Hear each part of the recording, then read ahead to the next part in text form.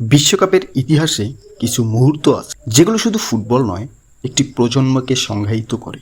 1986 সালে ম্যারাডোনা, 2002 সালে রোনালদো, 2022 সালে একজন 23 বছর বয়সী ফুটবলার ফাইনালে হ্যাট্রিক করেও ট্রফি জিততে পারেন। ভাবুন, আপনি বিশ্বকাপ ফাইনালে 3 গোল করলেন, তবুও পরাজিত।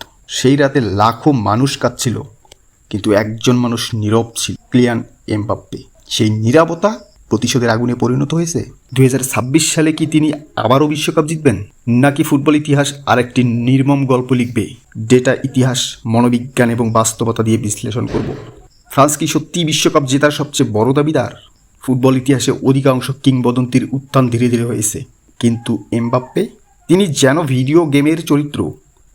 19 বছর বয়সে বিশ্বকাপ জয়, 23 বছর বয়সে বিশ্বকাপ ফাইনালে হ্যাট্রিক, 25 বছর বয়সে বিশ্বের সবচেয়ে ভয়ঙ্কর ফরওয়ার্ড।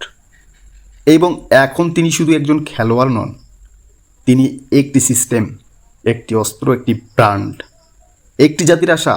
কিন্তু এখানে একটি প্রশ্ন রয়েছে, ফুটবল কি কখনো একজন মানুষের কাঁধে জেতা যায়? বিশ্বকাপ একটি নিষ্ঠুর টুর্নামেন্ট। ইতিহাস দেখুন, চ্যাম্পিয়ন দলগুলো বারবার ব্যর্থ হয়েছে। Spain, Germany, Italy. বিশ্বকাপের সফলতা পুনরাবৃত্তি করা প্রায় অসম্ভব। কিন্তু ফ্রান্স অন্যরকম। 2018 সালে চ্যাম্পিয়ন, 2022 সালে রানার্স আপ, 2026 সালে আবারও ফেভারিট। এটা শুধু প্রতিভা নয়, এটা একটি ফুটবল মেশিন।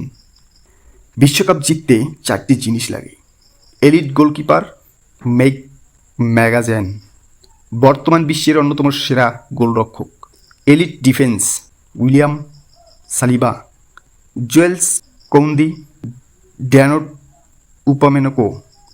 এরা শুধু ডিফেন্ডার নয়, এরা আধুনিক যুদ্ধের সৈনিক। মিডফিল্ড কন্ট্রোল, কামাভিঙ্গা, এই আগামী 10 বছরের জন্য ফ্রান্সের ইঞ্জিন। ক্লিয়ার অ্যাটাক, এবং এখানে আসে এমবাপ্পে, যে একাই ম্যাচের চরিত্র বদলে দিতে পারে। এমবাপ্পে কেন এত বিপজ্জনক? কারণ তিনি শুধু দ্রুত নন, তিনি সিদ্ধান্ত নেন দ্রুত। ফুটবলে একটু ধারণা আছে, পার্টিসিপেশন স্পিড, মানে আপনি কত দ্রুত পরিস্থিতি বুঝতে পারেন। অনেক খেলোয়াড় দৌড়ায়, কিন্তু এমবাপ্পে আগে চিন্তা করেন, তারপর দৌড়ান। এই কারণেই ডিফেন্ডাররা তার বিরুদ্ধে অসহায়। তারা যখন ভাবছে এমবাপ্পে, তখন গোলের সামনে। ফুটবল কখনো শুধু কৌশল নয়, এটা বিশ্বাসের খেলা। আর্জেন্টিনা জানে কিভাবে জিততে হয়। যদি ফুটবল দাবা হয়, তাহলে স্পেন গ্র্যান্ড মাস্টার। জার্মানি কখনো মরে না, তারা শুধু ফিরে আসে। প্রতিভার দিক থেকে ইংল্যান্ড সম্ভবত সবচেয়ে শক্তিশালী দলগুলোর একটি। ফ্রান্সের সবচেয়ে বড় শত্রুকে আর্জেন্টিনা, স্পেন না ইনজুরি? ফুটবলে অনেক বিশ্বকাপ হারানো হয়েছে প্রতিপক্ষের কাছে নয়, ভাগ্যের কাছে। একটি ইনজুরি, একটি লাল কার্ড, একটি ভুল সিদ্ধান্ত সব কিছু বদলে দিতে পারে।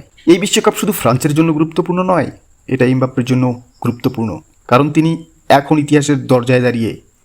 আর একটি বিশ্বকাপ মানে তিনি ম্যারাডোনা, প্লে, রোনালদোদের আলোচনায় স্থায়ীভাবে ঢুকে যাবেন। এটা শুধু একটি ট্রফি নয়, এটা অমরত্ব। আমরা বিশ্লেষণ অনুযায়ী ফ্রান্স বর্তমানে বিশ্বকাপ জয়ের সম্ভাব্য শীর্ষের 3 দলের একটি। সম্ভাব্যতা: France, Argentina, Spain, Germany, England. তাদের মধ্যে ফ্রান্স 30%। কিন্তু বিশ্বকাপ গণিতের খেলা নয়, এটি শৃঙ্খলার খেলা।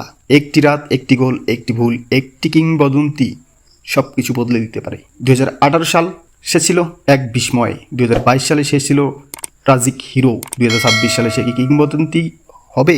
বিশ্বকাপ কি আবারও ফিরবে ফ্রান্সে, নাকি ইতিহাস লিখবে নতুন কোনো নায়কের গল্প? একটি বিষয় নিশ্চিত, যখন কিলিয়ান এমবাপ্পে মাঠে নামেন, তখন শুধু একটি ম্যাচ শুরু হয় না, ইতিহাস